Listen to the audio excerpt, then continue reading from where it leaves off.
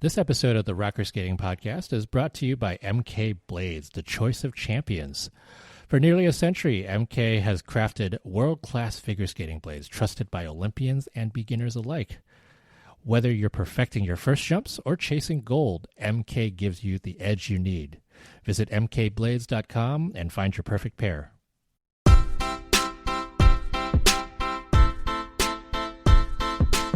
Welcome to the Rocker Skating Podcast. We're talking about now part 4 of our 5-part series on the Winter Olympics preview. And before we get started here, a note that we recorded this podcast before Michelle and I went to Milan. So things have happened since then. And if you're not aware, Deanna Stellato-Dudek and Maxime Deschamps withdrew from the team event because she had an accident in training about a week before she was supposed to head out to Milan. And so she was unable to get to the team event. And a lot of us were wondering if she would even be able to get to the individual event. The official word from Skate Canada is that she hit her head in practice. There was no indication whether or not there was a concussion there. But turns out, we found out a couple days ago that she is ready to go. Skate Canada was able to clear her. We know that the clearance for medical conditions like that is fairly strict in Skate Canada. So we have every belief that this is all done with safety in mind. But we are so excited to have Deanna Stellato coming to Milan. She is arriving as we speak, as I am talking right now, on February 12th. So we will see her in the individual team event, and let's get on with the show. You've heard enough from us by this point of Olympics previews, but we got more Olympics previews for you. Michelle, hi. Hi, Jackie. It is, well, by the time you listen to this, we'll be in like the second week of the Olympics, and we're going to talk part 4 of our 5-part preview, and that's the pairs. And what a actually potentially topsy-turvy pairs event this is going to be. I always go back to the beginning of the season, and we looked at the potential of this pairs field in Milan, and I think a lot of us said this could be one of the best pairs events that we've seen since 2018. This 2018 was so good. And then, as good as these pairs are, none of them have really proven to be like super, super reliable, especially amongst that top 5 that we've been looking at. And so you come in with a lot of potentially good skating to be had, but also the pairs have apparently learned from the men, and it could be a roller coaster ride. What do you think, Michelle? Yeah, I find this is honestly the hardest one to predict. I feel like we have a pretty good idea in the other disciplines, but pairs I feel is just really anything can happen, and these teams are quite unpredictable. I think there's only 1 or 2 on this list that I am pretty confident will be okay and just do 2 really strong programs. Right. Yeah. I mean, we're both literally looking at the list and sighing. I mean, I think the big thing I have is a big asterisk on Conti and Macii, who after the Grand Prix final, I thought they are going to be in the fight for the gold. They skated so well at the final, skated out of their skins, but then withdrew from Europeans because Sara Conti had a knee injury, and we think it's her right knee, right? Her landing leg. And so that is a big question mark, and I don't know. And they have to do the team event. And they're really going to be throwing down in the team event because it's one of Italy's like 2 or 3 medal opportunities. Yeah. So I don't know what to say there. I feel like they have a very good chance at the podium, but I don't know if the title is something they're really in contention for. And I still kind of want to say Miura and Kihara are the likely favorites for gold. I think they're the strongest contenders. That's also my thought is Miura and Kihara, based not only on the fact that I think if they skated cleanly, like clean versus clean versus clean, if everybody skates clean, Miura and Kihara wins. Yeah. Like they skate clean, they close the door. The door is closed. Right. But they don't often go completely clean. Yeah. Yeah. So but they have been, I think of the pairs, they have been the most solid of the top pairs. And for me, the top pairs, when I say that, I talk about Miura and Kihara, Metelkina and Berulava, Hase and Volodin, Conti and Macii, and some combination of Stellato-Dudek and Pavlova-Sviatchenko. Like those are, if we were just to talk about who could potentially be the top 6, like that's who I would go with. Yeah, agree. But again, everybody has had not just minor errors, like major sort of meltdown-y skates that have happened, with the exception of Pavlova-Sviatchenko. Yeah. But Pavlova-Sviatchenko don't have as high of a ceiling as everybody else does. Yeah. I mean, granted, their components have improved a lot since last year. Their new packaging. I can see a scenario where Pavlova-Sviatchenko do 2 clean programs and absolute chaos unfolds around them and they make it onto the podium. I don't think it's out of the question. Or they win. Yeah, I mean, they were almost second at Europeans. I think that they should have been second. I mean, and you know, there's really only like Miura and Kihara are really the only team here that's in the mix for the podium. That, I mean, Stellato-Dudek too, to some extent, but you know, in addition to who is it, Europeans. Conti and Macii also were not at Europeans, but you know, there's like factors, there's stuff, there's questions, and Hase and Volodin is another one that I think when they skate to their potential, they're in the running for gold. And it's, have we seen them skate to their potential this year? They've done like one really stunning free skate. They've done a couple good short programs. They have not done those in the same competition. And at Europeans, they had just so many mistakes. Their free skate, like a lift falling from a lift at the end, it's just it's uncharacteristic. It's, I don't know, everybody's nervous. Everybody's ruffled. It has really been a lot of nervous energy in the pairs events this season. Yeah. And so, like you said, the possibility of a stunning upset is actually there. Yeah.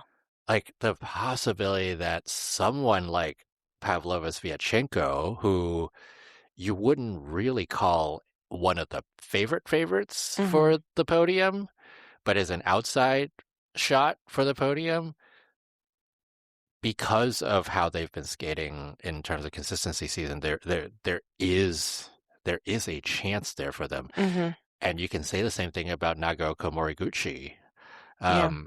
You know, like they don't have the same kind of consistency as a Pavlova-Sviatchenko. But again, if they put down 2 clean programs and then everybody else falls apart, they've got a higher ceiling than Pavlova-Sviatchenko. Yeah. It's kind of scary thinking about these pairs and you're going into this really high profile competition and you don't know if you have your elements or not. I know. Like you don't know if they're going to be there. I know. Metelkina and Berulava, I think, have been the most vocal about we want gold. But we also see them implode when the pressure's really on. I mean, they had it on a platter for them at Skate America. They could have beaten Miura and Kihara and they just crumbled. So I don't know, that Olympic pressure is a question mark. And then like 3 of these teams, I think we're going to see Miura and Kihara, Conti and Macii, and Metelkina and Berulava. I think we'll do both segments of the team event. So, you know, that could work against them. Maybe it's a good warm-up. I don't know. It takes a lot out of you to do 4 programs that close together, especially in pairs. I mean, unless you're Megan Duhamel, who has no problem. But I remember in Yes. Korea, I was telling our friend Barb, I was like, would Megan and Eric really do both segments, the pairs? Because the pairs event was first in Korea. I was like, that they don't need to. And Barb was like, you just try and stop her. You just try and stop her. And then she did, and she was fine. But she's a different species of skater than a lot of these skaters. Yeah. And she's a 3-time Olympic medalist. Yeah. You know? Yeah. And I'm sure she's preparing Miura Kihara for a scenario like that, but it's daunting. But the pairs do have a much larger gap this time around. Mm-hmm. We're talking about, and you're listening to this in the future, but the pairs free skate is on February 8th, and the pairs short program is on February 15th. So in some ways, it's like a back-to-back Grand Prix sort of scenario, except it's not a Grand Prix, it's the Olympics. Yeah. So mentally, you gotta think that it takes a lot more out of you. Now, all these teams that we're talking about are all podium contenders in the team event as well, so that doesn't help matters. And it's going to be really crucial for them to compress and decompress in a way that allows them to peak twice within 2 weeks. So I think that's potentially good for them. It could potentially be an advantage for somebody else. Like Hase Volodin is going to do just the individual, just one event, right? Yeah. And so they don't have a team in a team event, Germany. Unlike 4 years ago where they did have a team in a team event, but Minerva Hase was not a podium contender at that point for the pairs. Yeah. And they have another team that could skate it if they needed to. Like they could split. Exactly. But it's and then we have to ask, like, where do Sui and Han fit in all of this? Like, what happens if Sui and Han actually skate like to the best of their ability and do a decent skate? Yeah. I think that they could be in the mix for the podium. I don't know that they could be in the mix for gold as much as I want them to be, just based on what we saw at Four Continents. I mean, the way they are putting out, especially that free skate, where their skating is so big when they are at their peak, and it gets so small because they're trying to save energy. Their lifts are tight and not there because they just haven't had the time to do all of it. And then there's the X factor of Wenjing Sui's bone bruise and how that's going to be. Like, they have no time to heal. They had 2 weeks between Four Continents and the start of the team event. They have then 1 week between the team event and the individual event. It's gonna be tough. Yeah. If you looked at the outsiders, like, say one of the outsiders skates incredibly well, 2 clean programs, like nothing goes wrong. Who do you think has the best shot at the podium? Pavlova Sviatchenko. I want to say I think if they skated their programs well, Stellato Deschamps, but I just don't think that mentally they're in a space where they can do that. Well, that's also the thing, right? Like, if they actually did, right? Like, if they did, Stellato Deschamps, I think, could do it. I feel like all of their bad scores and all of their bad performances this season, it's like when they're good and they're on, they can get the scores. Because they're a really beautiful team. It's just this year. Yeah. I And I also think that Metelkina, Berulava, I do think that they would have a shot. Probably they could have a shot at gold if they were able to execute. Not if Miura and Kihara skate well, but if they didn't skate well, I also wonder about them being able to execute. Yeah. I don't know. There's just so many question marks. I just don't know. I don't know what to say. So many question marks.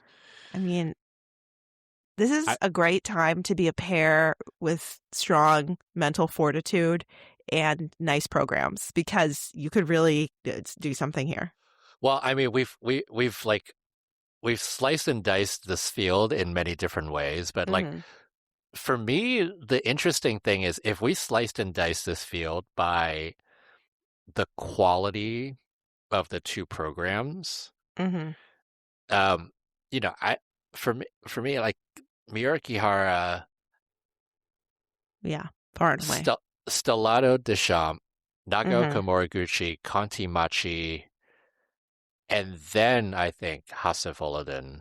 Like those would be my five who have the best material out there.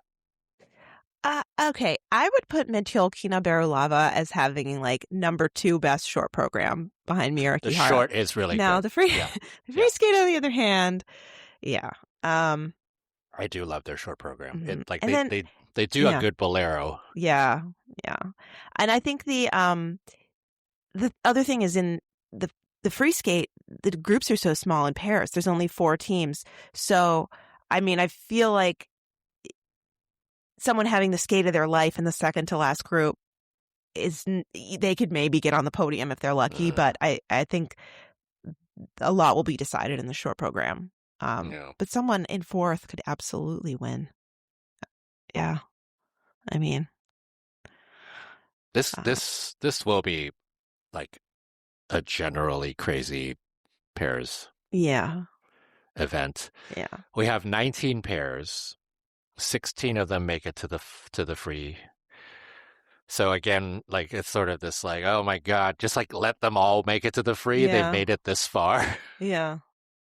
Like I kind of hate it that you go all the way to the Olympics and it's like, oh, sorry, you're just doing one program. Yeah. And that those last 3, like it could really there are a number of teams here where they fall on a triple toe or they do something weird and all of a sudden it's like, oh nope, that's 55 points and you're out. It's like, okay, well that sucks. I would guess that the Australians probably won't make the free skate based on what we saw at 4 continents. And then maybe the Dutch team, they can be so good when they're on. They could be so good. Been so off this season. Maybe the Kovalevs, but they were good at Europeans. I know. She's got some willpower.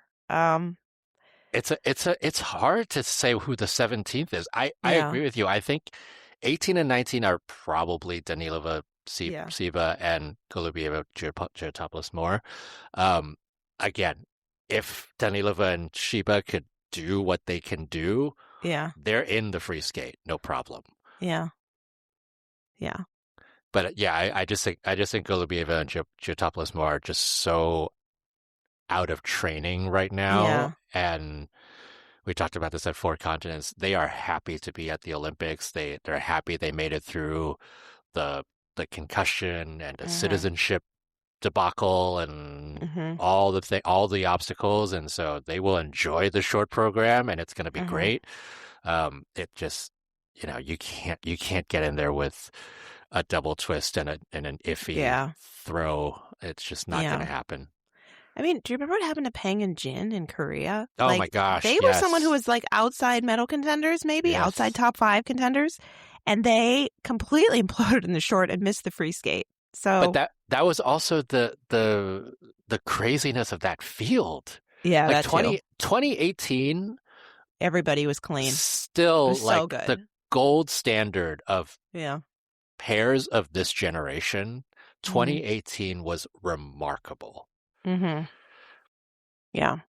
No lie, I still think Marque Hotarek should have been higher. They were so good. They were so good. They were so on in the team event, and they were so on in the individual event, and they just couldn't get the components. I remember that they had that fun. Was it like a race car kind of program, like a drag racing program? Not drag race, but like drag car racing. Car racing.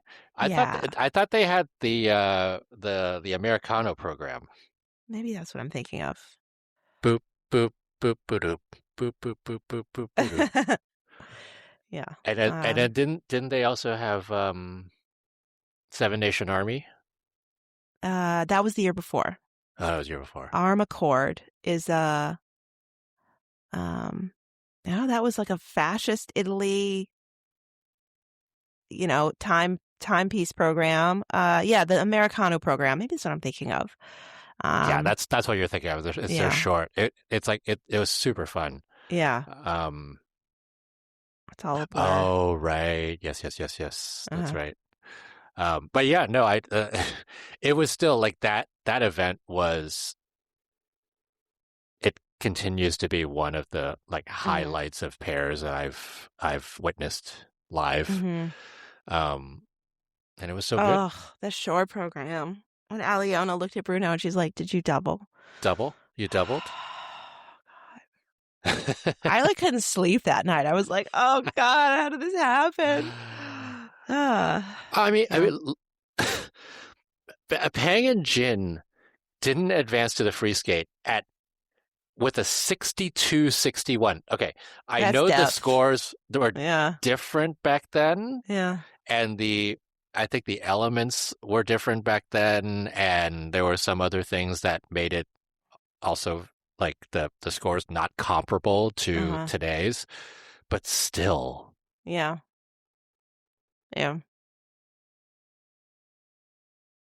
It's crazy. I mean, the how good that was. Anyway, this, it's also to say this field, if they skate clean, could rival that in terms of how good they are. I wouldn't go that far.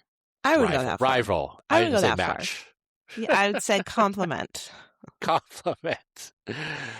I mean, obviously, like, I'm not saying I want them back, but I do really feel the lack of the Russian teams in this field, because I feel like it was like they sort of set the standard at a certain place, and then everyone else would kind of come up to it. And we don't have Sui Han setting the standard, and we don't have a Russian team setting the standard. And so it's sort of like Miura and Kihara, like, their ceiling is so high, but they don't always get close to it and they also kind of don't have to. Yeah. Conti Macii would be winning would be really fun. Just, for the Italian audience. Yeah, for the Italians, it would be fun. I mean, I could see Sarah Conti just like sobbing in the middle of the ice. Like it would be something else. Yeah. I'm not crazy about their free skate either. I feel like of the top teams, Miura and Kihara far and away best free skate, and then I think Stellato-Deschamps is probably the next best one. Yeah. Which they have not been able to do cleanly. Yeah. At all. Yeah. I know. This is like a drinking game. It really is. You just don't know. And where do you think the Americans... Nagao Komoriguchi, their free skate is probably third on my list. Yeah. I love it. I love that music. Okay, where do you think the Americans end up? I think Kam and O'Shea have very much top 10 potential. Mm-hmm. I think Chan and Hao are probably in the 13-14 range. Yeah, I think I agree. Hopefully Chan and Hao don't skate the way they did at Nationals, because they will miss the free skate. Oh my gosh. In this competition. Yes, that is for sure. Kam and O'Shea, I think they are also another one who, not podium surprise, but top 6 surprise. you I know? don't know. I'm very interested to see how they handle the pressure. Absolutely. Because this is, I mean, we're going to have seen them team event pressure and see how that goes. So, Yeah, and yeah, they're the number one American team, so and yeah, there's zero chance they're going to not do both events. So yeah. uh that's going to be Mm-hmm. and then and then there's the Pereira Michaud, right? The Canadian Mm-hmm. champions with a banging or short program and Yeah. going back to their gladiator free skate like I would love some crazy drama like them actually getting scored appropriately on their Jessie Ware short program and being in the final group. I think that would be, it's totally possible. I it mean, is it is. I would love to see it.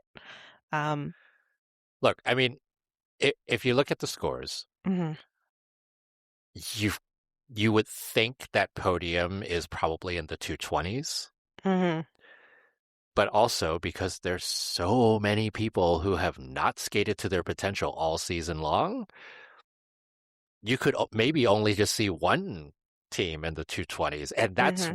that's where the door then starts being open Yeah. for these other teams who do not have as high of a ceiling, but if their ceiling is 215 and a bunch of people fall, that 215 Mm-hmm, is going to get you into the top 5. mm-hmm. It's not out of the realm of possibility, and like Yeah. you look at last year's World Championships, 210 made it onto the podium. Yeah.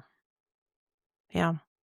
It Miura Kihara didn't even hit 220. It was 219.79. So there's so much that could happen. Yeah. Okay, let's do this. What's your top 5? Oh my God. Miura Kihara win. Conti Macii second. Hase and Volodin third. Metelkina and Berulava fourth. Pavlova Sviatchenko fifth. I can't believe I did that. I don't even agree with myself, but that's where I am. It's hard. Yeah. I have no idea what to agree with right now.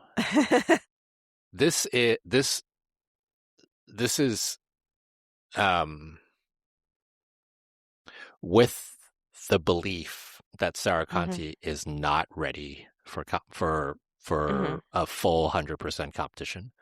So Miura first, hmm Hase Volodin second, Metelkina Berulava third, Pavlova Sviatchenko fourth, Stellato-Dudek fifth.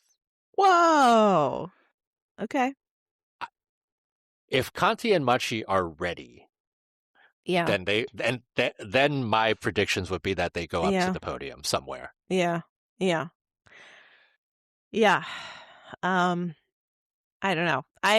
I'm choosing to be optimistic, and I'm very grateful that they were proactive about withdrawing from Europeans, a competition they Absolutely. could have easily won, just to be rested and safe.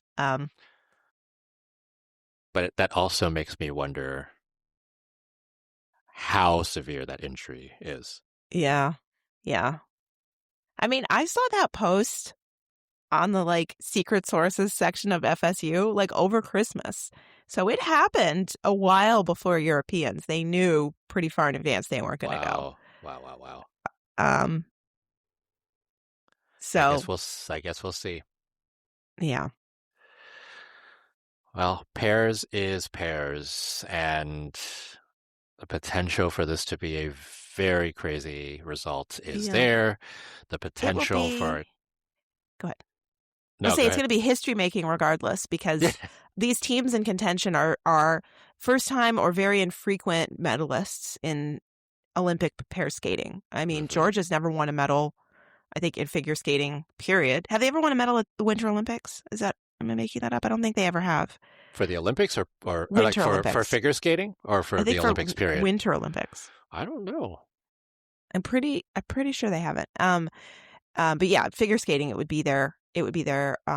their first. And then Japan, it would be their first Olympic medal in pairs. And Hungary hasn't won a medal since 1956. They last time the Olympics were in Cortina. Oh my goodness! Hungarian team won bronze. Hey, Pavlova Sviatchenko. Mm-hmm. Georgia has never won an Olympic medal in the Winter Olympics. Yeah. That is correct. And you know what? They might have one before we even get to this event. So we will see. I know, right? The team event. If you're listening in the future, the team event has happened and something has happened. We'll see. All right. Well, it'll either be a crazy mess or it'll be brilliance. And we'll just all be celebrating how brilliant it was. We're going to come back for one more preview show, and it'll be for the women and the fireworks, potentially, of the women's event. I am hoping that by the time you listen to this podcast, that things have gone really well, period. All right, for Michelle Ellis, this is Jackie Wall, Chief Skate Nerd of RockerSkating.com. Thanks, as always, to John Wilson Blades for your sponsorship, and to Tara Nichols, who loves to listen to us talk about figure skating. Right, Tara? Right, Tara? Thank you. We'll talk to you again for part 5. Bye. Bye.